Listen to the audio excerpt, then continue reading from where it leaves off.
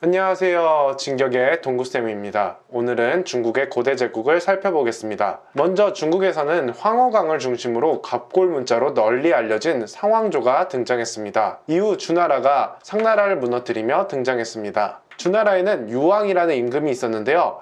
그는 자신이 사랑하던 포사라는 여인을 웃기기 위해 적의 침입을 알리는 봉화를 거짓으로 올렸습니다. 포사는 이를 보고 허겁지겁 달려오는 제후들의 모습을 보고 비웃었습니다. 한 나라의 임금이 양치기 소년과 같은 장난을 친 것이었습니다. 그런데 진짜 이민족이 침입하게 되었고 제후들은 임금을 도우러 나타나지 않았습니다. 결국 주나라는 멸망에 가까운 피해를 입고 수도를 동쪽의 나급으로 옮기게 됩니다. 이런 상황이 되자 중앙의 왕은 허수아비와 같이 힘이 없고 각지의 제후들이 전국의 패권을 갖기 위해 다투는 시대가 열립니다.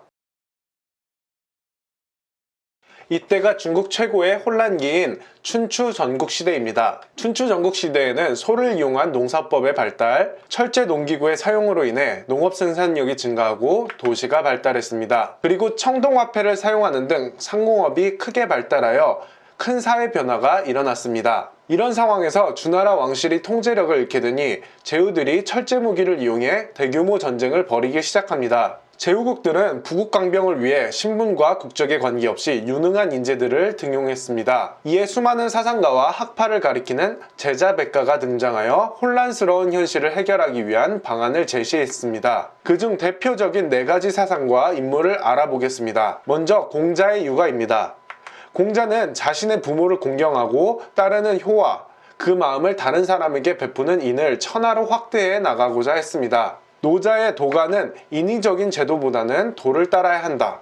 자연의 순리를 따르는 무의자연을 행하면 천하를 다스릴 수 있다고 했습니다. 묵자의 묵가는 사람들이 자신을 사랑하듯 남을 차별 없이 사랑하는 겸의 정신을 갖고 사치와 낭비 없이 서로의 이익을 나누고자 했습니다. 한비자의 법가는 인간은 이기적이며 간사한 지혜로 차있기 때문에 믿을 수 없다. 엄격한 법을 통한 상과 벌로서 다스리자라고 했습니다. 이 혼란스러운 춘추 전국시대를 끝내고 중국 최초의 통일을 이루어낸 나라가 등장했는데요. 바로 진나라입니다. 진나라는 전국시대의 강력한 나라 7개를 말하는 전국 칠웅 중 하나였습니다. 전국 칠웅 중 서쪽 변방에 있던 진은 한비자의 법가 사상을 바탕으로 부국강병에 성공했습니다. 그리고 나머지 6나라를 무너뜨리고 중국을 통일하였습니다. 이러한 큰 업적을 남긴 사람이 바로 중국 최초의 황제 진시황제입니다. 진시황제는 전국을 36군으로 나누고 그 밑에 현을 두어 직접 관리를 파견하여 다스리는 군현제를 실시했습니다. 또 각 나라별로 달랐던 화폐와 무게, 길이 등을 재는 단위인 도량형, 문자를 하나로 통일하였습니다. 그리고 법과 사상 이외에 다른 사상의 책을 불태우고 학자들을 죽이는 분서갱유를 통해 반대 세력을 제거하였습니다. 이로써 진시황제는 황제 중심으로 중앙 집권 체제를 만듭니다.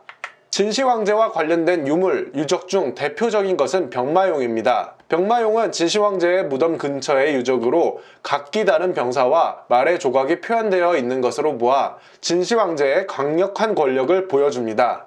진시황제는 북방의 유목민족인 흉노가 강성해지자 흉노를 공격하여 북쪽으로 몰아내고 만리장성을 쌓았습니다. 또 남쪽으로는 베트남 북부까지 영토를 확장했습니다. 그러나 법가 사상을 바탕으로 한 가혹한 통치, 만리장성과 아망궁으로 대표되는 대규모 토목공사로 백성들의 반발을 사게 됐고 진시황제가 죽자 진승오광의 난과 같은 대규모 농민 반란이 전국 각지에서 일어나며 진나라는 멸망하게 됩니다. 진나라가 멸망한 이후 중국을 재통일하고 중국의 기틀을 마련한 나라는 한나라입니다. 한나라는 한고조 유방에 의해 세워졌습니다. 유방은 장안을 수도로 삼고 군국제를 시행했습니다. 군국제는 지방 곳곳에 관리를 파견하여 다스리는 군현제와 왕족과 공신을 제후로 임명하여 다스리는 봉건제를 혼합한 제도입니다. 이렇게 한나라를 건국한 유방에게는 큰 고민거리가 있었는데요. 바로 북쪽의 유목제국 흉노제국입니다. 진시황제가 흉노를 한번 몰아냈지만 진나라가 멸망하고 한나라가 세워지기 전 혼란한 시기 흉노는 다시 강성해져서 중국을 위협하는 동아시아 최초의 유목제국을 세웁니다. 중국의 황제에 해당하는 선우로 즉위한 목특은 만리장성 북쪽의 초원지대를 통합하고 한나라를 압박하였습니다. 이에 한고조 유방은 대군을 이끌고 흉노를 먼저 공격하였으나 오히려 유방 본인마저도 죽을 뻔한 대패를 당하게 됩니다. 이후 한은 공주를 흉노의 선우에게 시집보내고 매년 비단과 곡물을 바치는 조건으로 만리장성을 경계로 서로 침범하지 않는다는 화친조약을 흉노와 맺게 됩니다. 흉노는 강력한 군사력을 바탕으로 한동안 한과 서역 사이에 중개 무역을 주도하는 큰 이익을 얻게 됩니다. 한나라로서는 굉장히 굴욕적인 상황이었습니다. 이런 상황을 극복한 것이 한나라 전성기 황제인 한무제입니다. 한무제는 지방의 통치 방식을 제후들이 힘을 가질 수 있는 제도인 군국제에서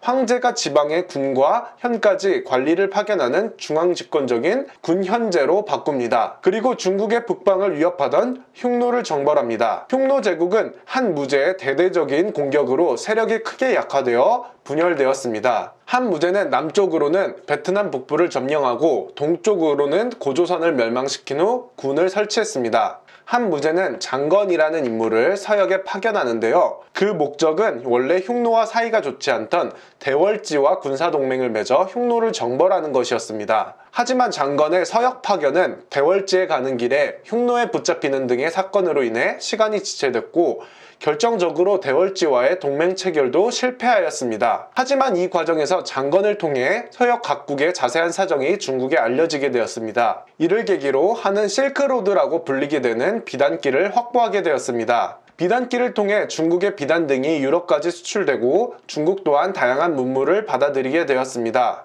한편 무제는 수많은 대외 원정으로 국가의 재정이 부족해지자 소금, 철, 술을 국가가 독점 생산, 판매하는 전매제를 실시하여 재정을 확보하였습니다. 또 동중서의 건의를 받아들여 유교를 나라의 통치 이념으로 삼고 수도에 교육기관인 태학을 세우고 유교 경전의 전문가인 오경 박사를 두어 유학을 가르치게 했습니다. 또 유학에 대한 지식을 갖춘 사람을 관리로 선발하였습니다. 이후 유교는 동아시아에서 가장 중요한 사상이 되었으며 정치, 사회의 기본 이념이 되었습니다. 한나라 시대에는 이전 진시황제의 유교 탄압 정책으로 유교의 경전 대부분이 흩어져 있었고 따라서 유교 경전을 바르게 해석하고 내용을 덧붙이는 훈고학 스타일의 유교가 발달하였습니다. 무제 시기에 한은 강국으로 성장하였고 유교 사상을 기초한 중화 사상이 자리 잡았습니다. 중화 사상이 잘 드러난 것이 주변국과의 외교 관계였습니다. 주변국들은 중국에 예물을 바치고 사절을 파견하는 등 신하의 나라로서 역할인 조공을 하고 중국의 황제는 주변국 임금, 군주의 지배권을 인정해주는 책봉을 하는 외교 질서를 형성하였습니다. 이렇게 강력했던 한나라도 무제가 죽은 후 황제의 외가 친척인 외척들 사이에 권력 다툼이 벌어져 국력이 약해졌고 외척인 왕망이 한을 무너뜨리고 신을 세우게 됩니다. 그러나 신은 개혁을 무리하게 추진하다 무너지고 광무제가 한을 잇는 후한을 세우게 됩니다.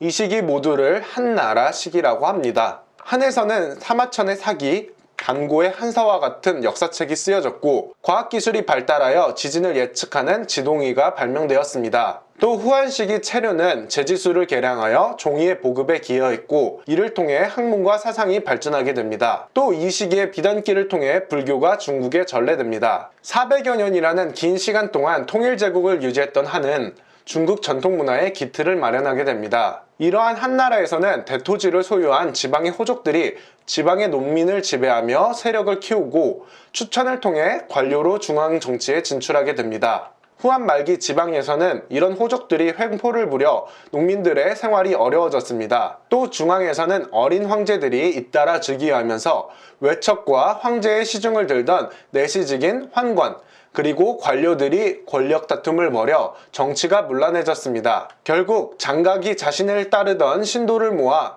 농민 반란을 일으켰습니다. 이들은 머리에 노란 두건을 써서 황건적이라고 불렸는데요.